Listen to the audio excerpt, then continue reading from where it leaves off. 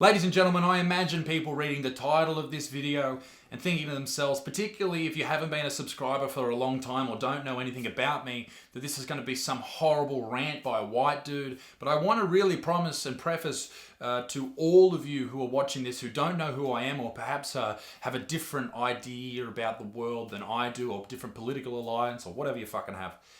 This video is not about bad-mouthing anyone of any colour or attacking anyone because of culture.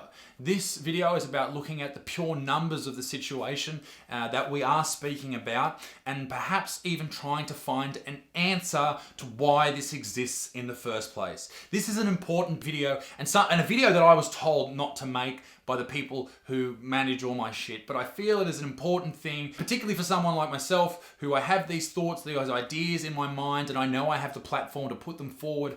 I hope that if you do watch this, you watch the whole thing, because I feel I have a good point to make. Since the murder of George Floyd just a few months ago at the hands of police in America, the Black Lives Matter movement has gone from strength to strength. Unfortunately, it has been marred with a lot of violence during protests, windows smashing, destroying property, fires, and even deaths. It has been a very tumultuous time for America.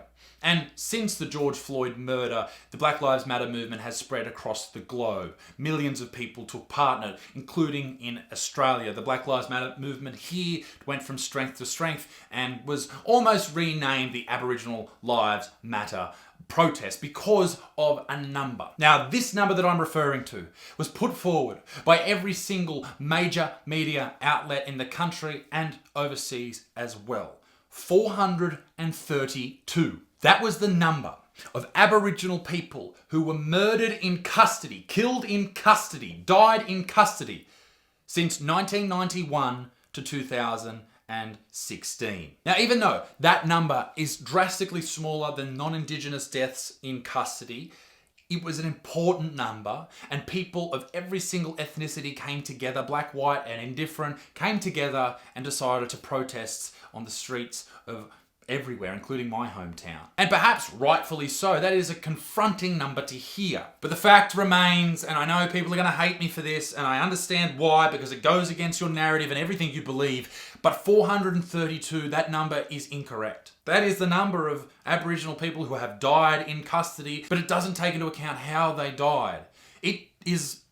I don't want to say it's a lie, it's just not the correct number, okay? There are serious issues with the incarceration rates of Aboriginal people in Australia, and I will get to that, but that number is incorrect. I know I'm an asshole for saying that, but I feel like the truth is more important here. Because if you have a protest based on a factually incorrect number, then that is a hole in your argument that will be gaping if people try to pick it apart. According to the Australian Institute of Criminology, in a paper published last year, the cause of death for Aboriginal people in prisons, and I'll break this down to custody in prisons and police. The majority of Indigenous prison deaths from 1991 to 2016 were due 58% to natural causes, followed by hanging, and 12 deaths were from drugs or alcohol, and 4%, 9 of the deaths, were due to external trauma. As for the cause of death in police custody, over half, 51% of Indigenous deaths in police custody from 1991 to 2016 resulted from external multiple trauma, the majority of which was sustained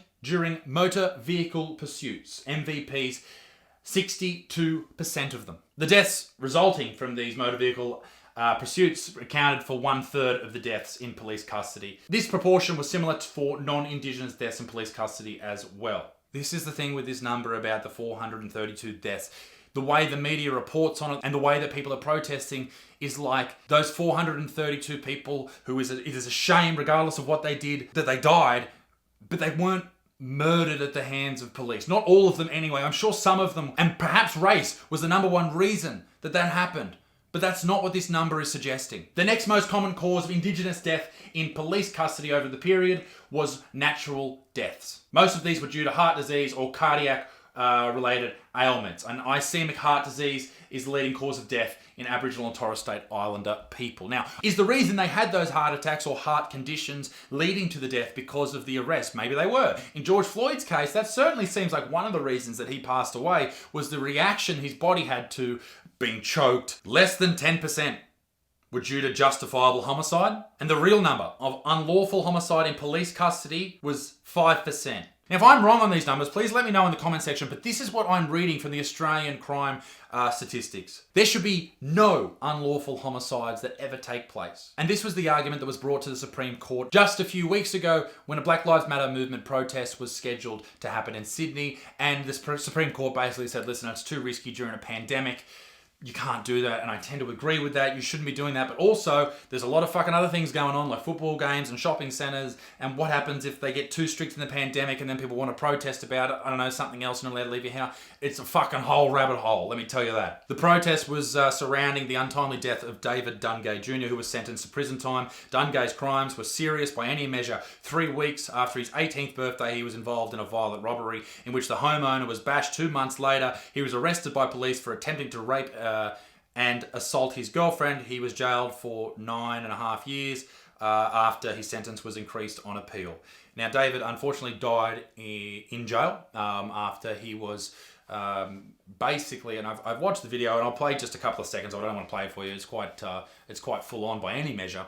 Now, he was being told by the prison officials to stop doing what he was doing. He was eating fucking biscuits, and this is the thing. He wasn't following prison instruction. So they go in and they do what they do. Now, do I think that they went in and killed him because he was a black man? No, I don't. But that's just how it has played out. They've gone in, they've run by the procedures, and they are protesting because they weren't charged with any crime. Now, you would argue that they followed procedure.